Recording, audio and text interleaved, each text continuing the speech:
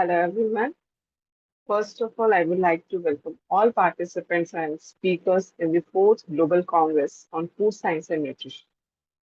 I'm Dr. Sunita Singh, presently working as Assistant Professor in Department of Chemistry, Navya Kanya Mahavidyalaya, Lucknow, India. I'm thankful to the organizers, Conference Mind, for giving me this platform to share my views with all of you. My collaboration with Conference Mind is for last 2, 3 years, and I'm enjoying this for collaboration and cooperation from this wonderful Conference Mind team. As this Congress is concerned with the food science and nutrition, with the theme recent research and invention in food science and nutrition, my topic is role of spices as antioxidants. There is a very famous saying which says that, given by Hippocrates, let food be your medicine and medicine be your food, which means what we are intaking in a form of food, it also acts or it behaves or it creates the environment in our body like the medicine, which means the consumption of medicine should be reduced by eating healthy or that food which is good in every proportion. It provides proper vitamins, minerals, and other nutrients. So, spices is a very important part of, especially in Indian cuisine. Without any spice, we can't make any cuisine, any food. Uh, if we don't eat many spices, still we use limited spices in a very regular use, like we have turmeric. Without turmeric, I think no food in India will be prepared. So the topic is the role of spices as antioxidants. So spices, we all know that it is a very common thing in every Indian kitchen.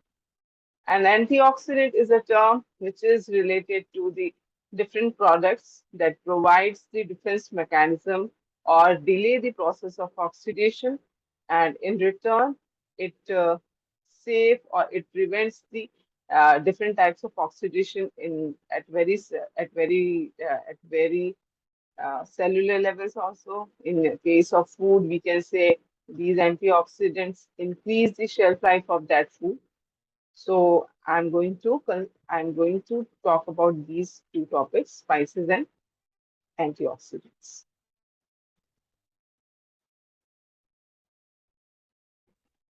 What are spices?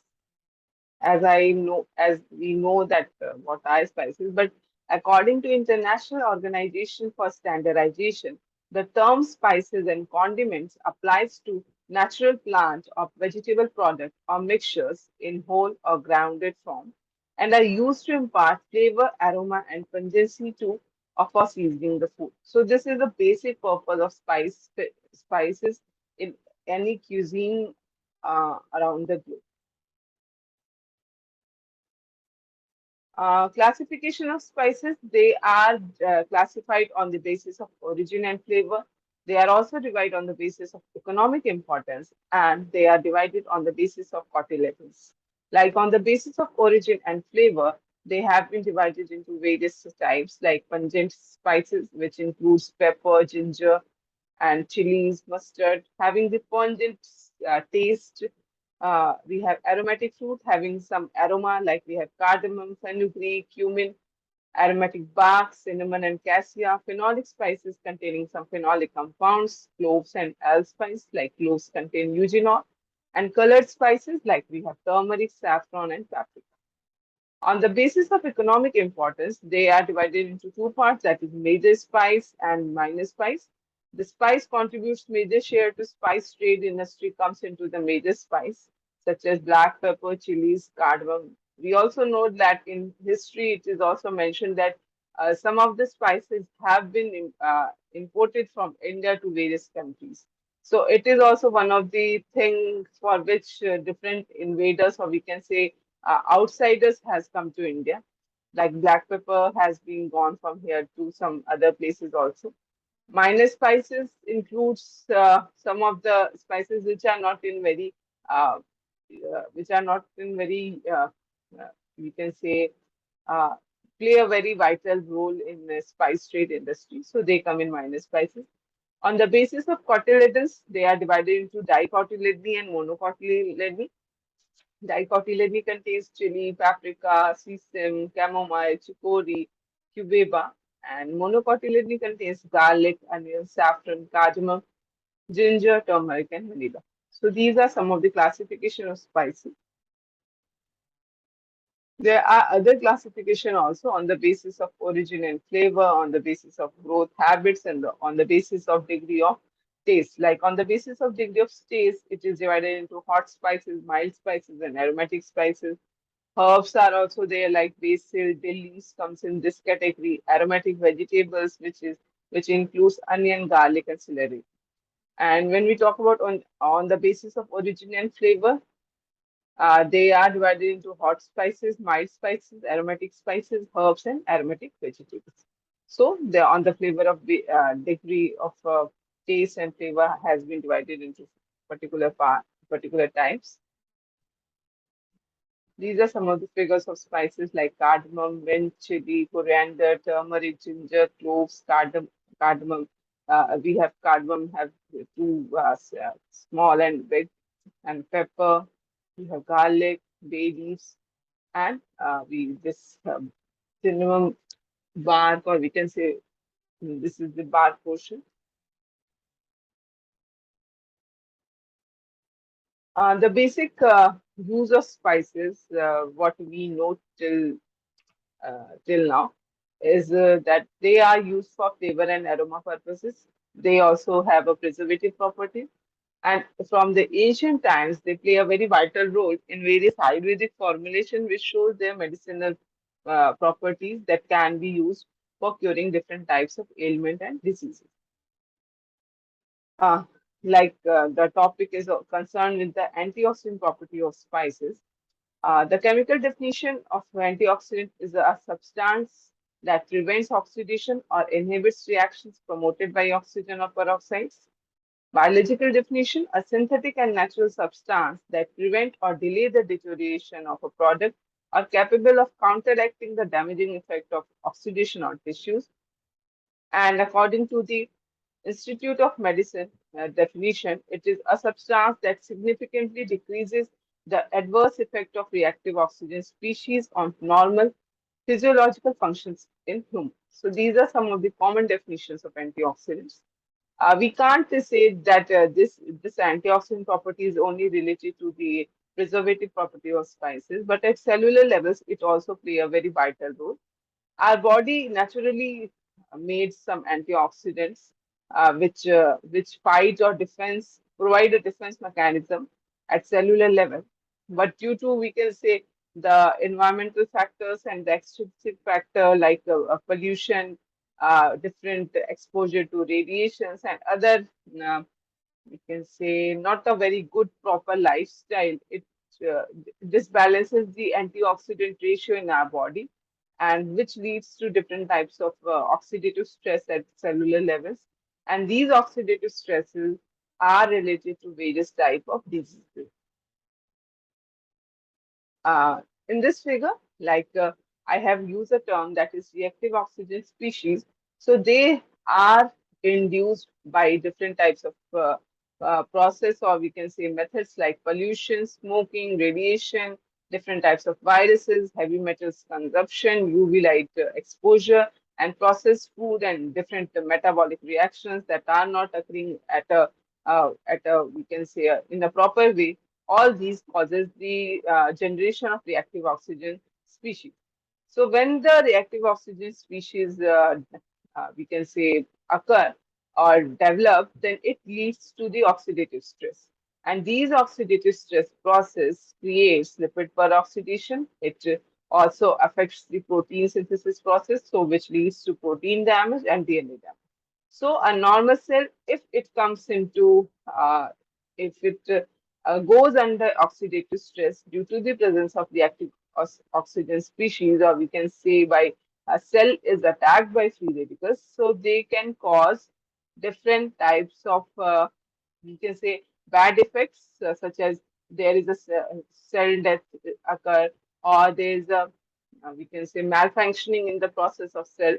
So overall, cell gets degraded due to this oxidative stress, and it finally die due to the this oxidative stress process.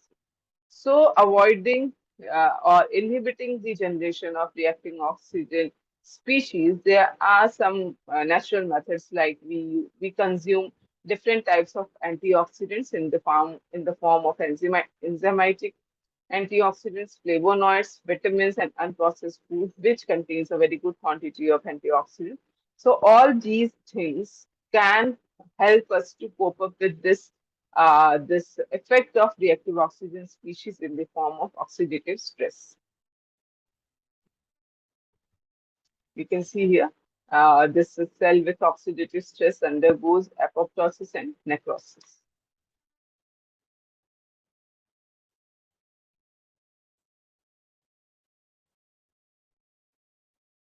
Uh, Now we can see this oxidative stress, as I have already told, it is related to different type of diseases.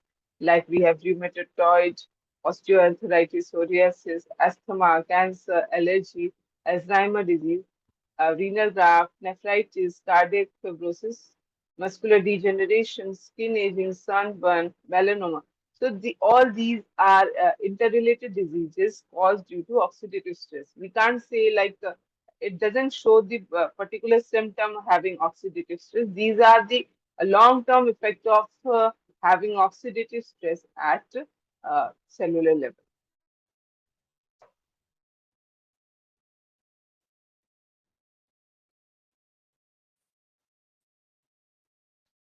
Like we can see here, this oxidative stress, if the increase of reactive oxygen species at any level causes oxidative stress, and antioxidant is trying to balance this oxidative stress process.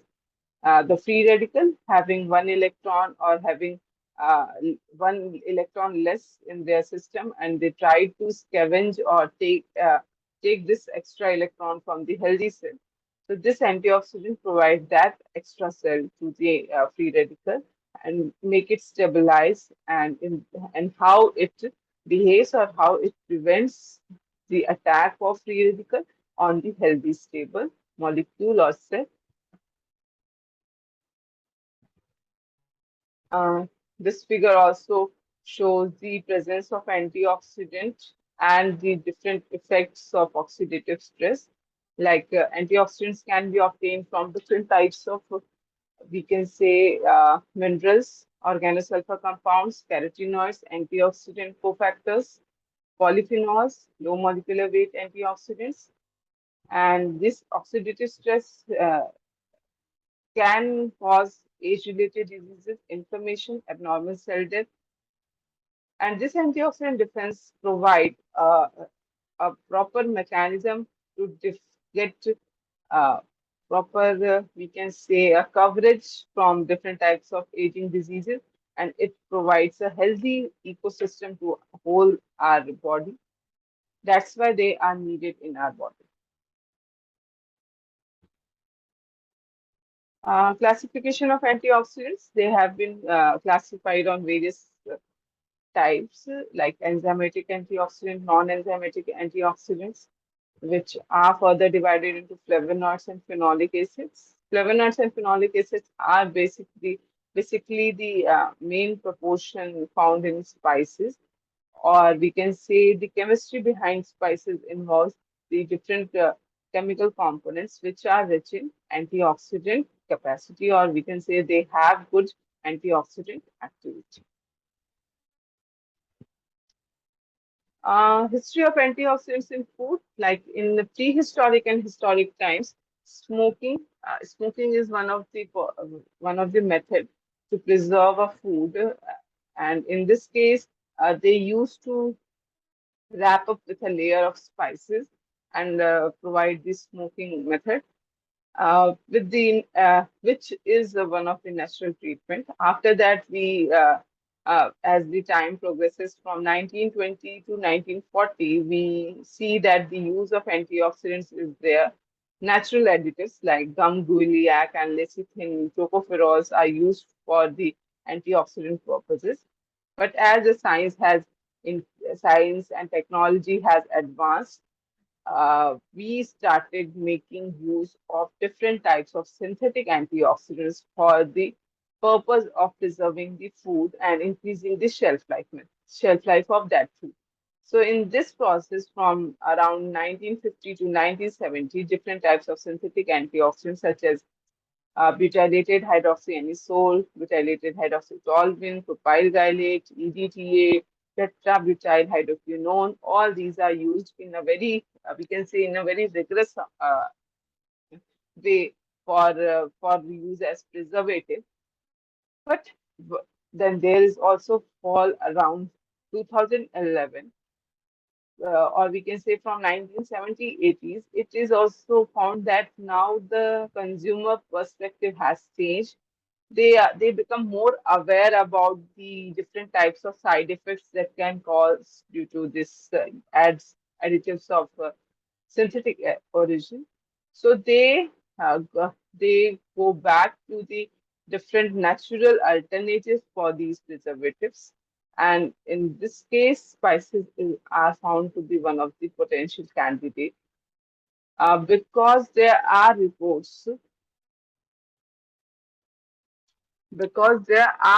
various reports have been there in the literature which shows the side effects of synthetic antioxidants. Like they reported cytotoxic effects, they reported adverse effect on the major organs such as kidney, liver, lungs. Enhancement of carcinogenesis have to be at least 1500-fold greater than that in human exposure. It shows that there is a non-typical mode of cell death, suppression of humoral immunity, co-administration with sodium nitrite promoted post-stomach acidogenesis. So these are some of the side effects that has been associated with the use of synthetic antioxidants, which are generally used as a preservatives for increasing the shelf life of the food. So that's why people, or we can say the scientific community, are finding the natural alternatives for this synthetic antioxidants. This is one of the reports published in Forbes, and they have uh, find some superfoods for which provides a proper, very healthy nutrition to the body.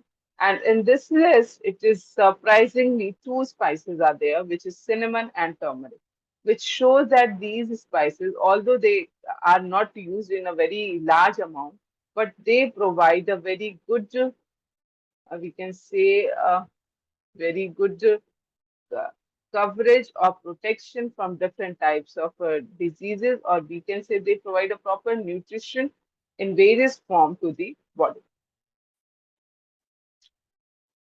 This is the Dr. V's anti-inflammatory food pyramid, and he was also given a proper position to the healthy herbs and spices for the betterment of the body or to provide the proper protection in the case of anti-inflammatory cases.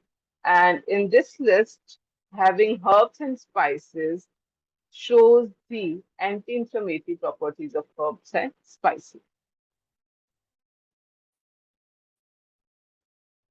When there is a research done on the various type of antioxidant products. And in this list also, there are 4 to 5 spices have a very comparable antioxidant activity to different types of fruits, which includes cinnamon, clove, turmeric, cumin seed, and curry powder.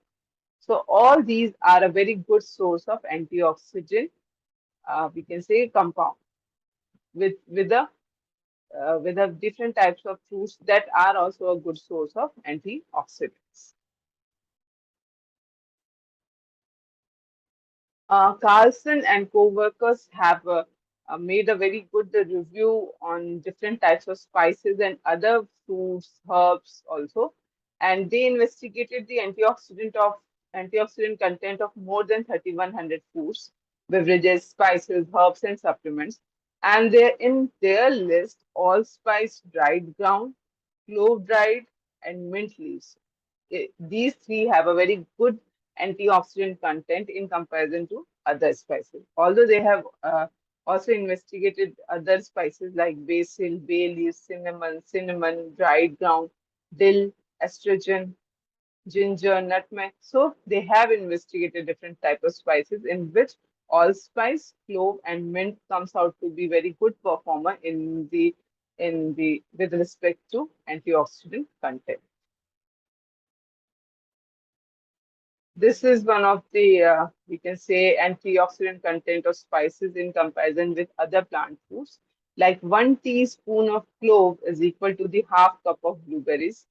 1 teaspoon of oregano is having more antioxidant capacity to the 1 bar chocolate, and 1 teaspoon of cinnamon having more antioxidant composition from what we get from the 8 O's of pomegranate juice. As these spices are a very good source of antioxidant, the basic thing that determines their antioxidant content is the chemistry involved in these spices. They contain different types of compounds which have very good antioxidant capacity, like flavonols, flavones, anthocyanidins, phenolic acids like gallic acid, para-hydroxybenzoic acid. We have carotenoids, we have organosulfides in case of garlic, onions, shallots, mustard, carotenoids in case of mustard greens, cayenne pepper, chili pepper. So these all chemical compounds present in the spices provide the antioxidant capacity to the spices. This is one of the figures showing how this antioxidant is protecting the cell or protecting the food from getting deteriorated due to the oxidation process, and this free radical is trying to come in the system, and this antioxidant molecule is trying to protect this. The future prospects related to this spices as antioxidants involves like globalization. Spices have been trading from different places around the globe, and while people are getting more aware about the nutritious properties of various natural products in which spices also come, so health and wellness is also concerned topic for different consumers, and the spice properties are very well backed with their chemistry. So now people are knowing that if they are using spice, so what they are taking in the form of spice. If they are using turmeric, they know they have a very good content of antioxidant compounds or other properties. So people are getting more aware about their health, and they want something which is not synthesized in a lab. So they are finding new natural alternatives. This is one of the table, or we can say graph, showing the spices and herb market estimate and forecast, which is gradually increasing from 2014 to 2025, which is a very good sign for spice industry. And because apart from antioxidant properties, different other properties are also investigated in case of spices. Like in turmeric, the carcinogenic, the anti-cancerous properties of turmeric is also investigated. They have been termed the turmeric is have been termed as uh, golden spice due to their various medicinal properties, and it is well backed or well supported by different documents in our historical literatures, including Ayurveda also, where we have a very important role of turmeric, black pepper, and other some important spices. So it is a very good sign that this market is growing. So there are growth drivers as well as barriers in case of using spices as antioxidants. Like the demand of natural antioxidants are increasing, which is one of the growth drivers. And now that there is a change observed in case of diet patterns, so now people are getting more, we can say, aware about their health and conscious about their nutrition portion. But there are also barriers related to the use of spices as antioxidant, like stringent government regulations regarding usage and production of antioxidants are expected to restrain the growth of the antioxidant market to some extent. This can be mainly ascribed to the quality certifications required for the manufacturing of antioxidant-based products. So quality control issue is one of the major concerns related to the use of spices as antioxidant, although there is also going work related to the uh, isolation of different compounds from these spices, as well as giving a common idea about using these spices in our daily routine is somehow provides a very good amount of you can say a protection, or we can say we are getting various type of nutrition while we are using spices in a limited amount. So these are some of the sources from where I have made this presentation. Thank you so much for this opportunity. And I think I have given a notion about the natural alternative for antioxidants in the form of spices. Because spices are a very common thing which we already know. But after knowing their useful properties, I think we can go beyond this normal properties, like we are using turmeric for the coloring purposes. But when we know that turmeric also provide a very good antioxidant property to that food, so our perspective can be changed for these spices. So, as I have mentioned the one phrase in the start, I would like to end this presentation with that, no, that phrase, that is, let food be the medicine and medicine be your food, given by Hippocrates. And once again, thank you, organizers, for giving me this opportunity. Thank you, and have a nice day.